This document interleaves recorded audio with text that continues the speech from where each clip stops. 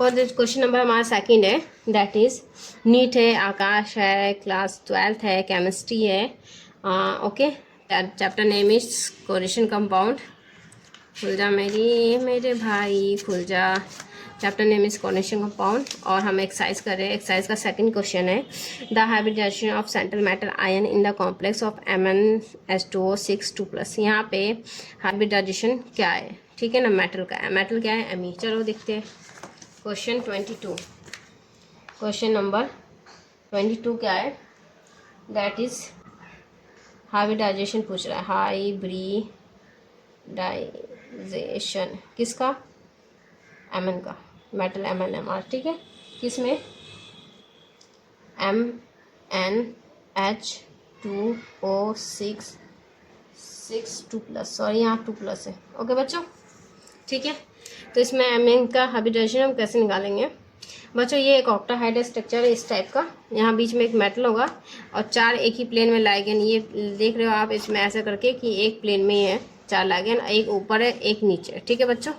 Okay, ठीक है। तो ये ऑक्टाहाइड्राइड स्ट्रक्चर है, ठीक है। अब बच्चों देखो, ऑक्टाहाइड्राइड में 2 ही होता है। एक होता है sp3d2, दूसरा होता है d2sp3, ठीक है ना। यहाँ पे होता है इनर डी ऑर्बिटल यूज होता है, ठीक है। यहाँ क्या होता है, आउटर डी ऑर्बिटल, ठीक है बच्चों, ठीक है ना।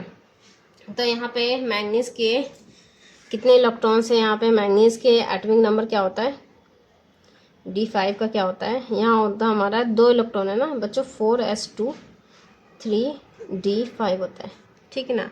अब 2+ ऑक्सीजन स्टेट देख रहे हो आप, ये न्यूट्रल है वाटर, तो यहाँ 2+ चार्जेस कहाँ से आया, सिंपल से बात में मैग्नीज 2 इलेक्ट्रॉन 2+ होगा तभी यहाँ पे आया, ठीक है ना। ये कहाँ से आया, यहाँ से।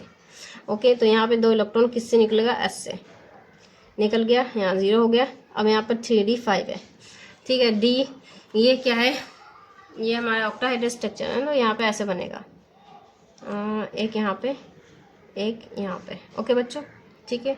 ये होता है TTUG और ये होता है EG। ये बिटवीन द लाइगेंस होता है ऑर्बिटल, ये होता है along the ligand, sorry between the axes होता है, ये अलोंग द एक्सेस होता है, ठीक है। 5 इलेक्ट्रॉन भरो आप, 1 2 3।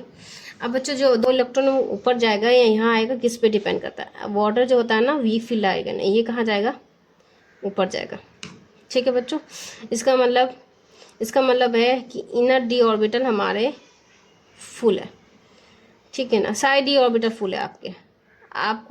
अब आप क्या यूज़ करोगे, sp3d2, ठीक है ना। आपको समझाती मेरे को,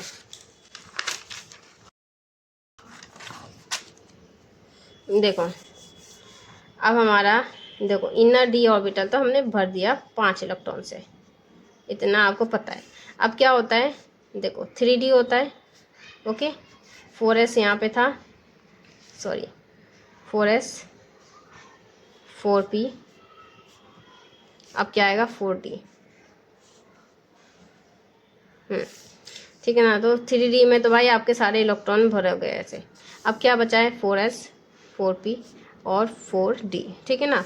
तो अब यहाँ पे जो 6 क्या है, ये H2 है ना, 6H2O जो अपने लोन पेयर देंगे ना, ये वाले, ये ऑक्सीजन जो लोन पेयर देगा वो कहाँ देगा, एक यहाँ देगा, एक यहाँ देगा, एक यहाँ देगा, एक यहाँ देगा और एक यहाँ डी ऑर्बिटल के यहाँ देगा। तो कुल मिला के जो हमारी हाइब्रिडेशन होगी वो होगी sp के 3 ऑर्बिटल sp3d2। ओके बच्चों, समझाया इसमें क्या है। तो इसका आंसर देख लेते हैं हम लोग। आंसर इसका है, फर्स्ट हमारा sp3, दूसरा हमारा sp3d2, तीसरा हमारा d2sp3, चौथा है हमारा dsp2। ओके बच्चों, तो देखा जाए तो sp3 तो नहीं है क्योंकि ये कोरिलेशन नंबर 4 का होता है, जबकि 6 लाइगेंस है, ठीक है ना। अब इनमें तो ये डी ऑर्बिटल तो भाई हमारा फिल है, इसमें तो नहीं हो सकता, तो किसमें आंसर है, ये आंसर है। ओके बच्चों।